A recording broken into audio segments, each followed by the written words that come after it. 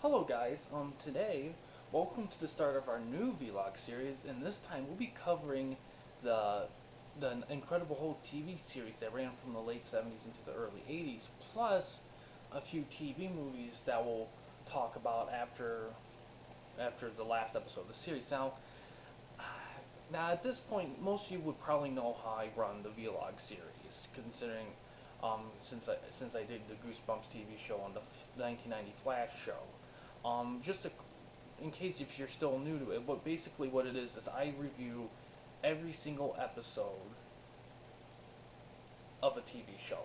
And I started this because I noticed that when people did TV show reviews, they never talk about each episode. They always talk about the series as a whole, maybe even one specific episode, but they never talk about everything. Like, no one sits down and just talks about it all. And I wanted to do that. So so we're gonna do it with this show. So this is an interesting show. I grew up watching the show on the Sci-Fi Channel, and I really loved it as a kid. I was been rewatching it. I through some pay gaps there and there. I've been watching through the NBC app, and I still love the show. There's some inconsistencies. Not every episode is fantastic. So this might be a good guide to know which ones to skip and which ones to watch. Um, but yeah, so we're gonna talk about the first one, which is So I'm using IMDb as the episode base. So it's weird if you watch it on the NBC app, and I don't know how they do it. Some places may have certain episodes divided into two parts, but on IMDb like the first episode, the pilot, just called The Incredible Hulk. They have it as a full movie length, like full movie length. While on IMDb and NBC app, they have it as two episodes, even though they both aired at the same day. So we're just gonna go with IMDb has for us, and yeah. So this episode aired on November 4th, 1977. It's an hour 35 minutes long. The Incredible Hulk pilot has 7.3 out of 10 on IMDb with about 1,500 user votes. It stars Bill Bixby, who plays Bruce Banner, side of the Hulk, and also stars guest star Susan Sullivan, who was in Falcon Crest.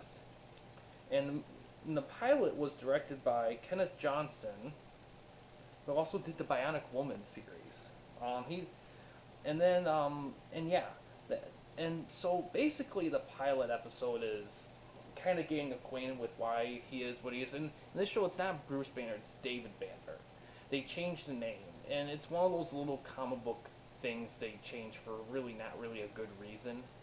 Um, they did a lot of that. Like back in the day, comic book shows were kind of looked at as lesser, like anything comic book related.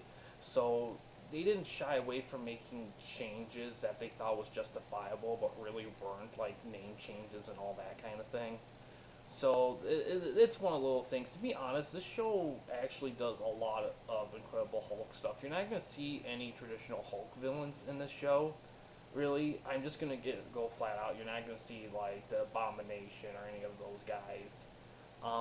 But also keep in mind that I don't know how many villains the Hulk, signature villains the Hulk encountered up to this point when the show aired. Because as far as I know, a lot of those big villains kind of came after the show. As far as I know, I mean, really, the big comic book with the Hulk at this time was him versus Wolverine.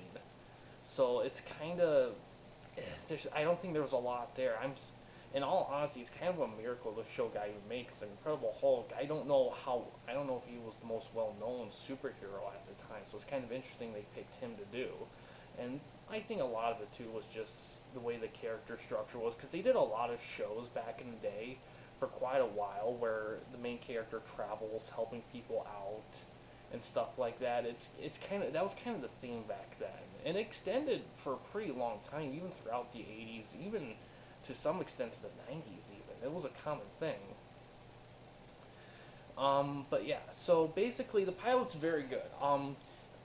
It's very dramatic. It uses a lot of I'm gonna say this show is very 70s esque. so it has a lot of that 70s TV show ism. So if you're not a fan of that, you might struggle getting into this show. The pilot focuses on him, him becoming the Hulk, pretty much, and